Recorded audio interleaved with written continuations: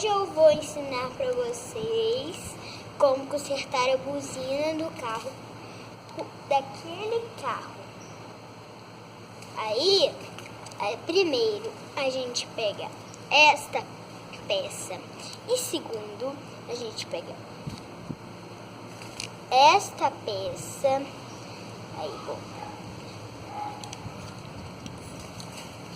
bota aqui.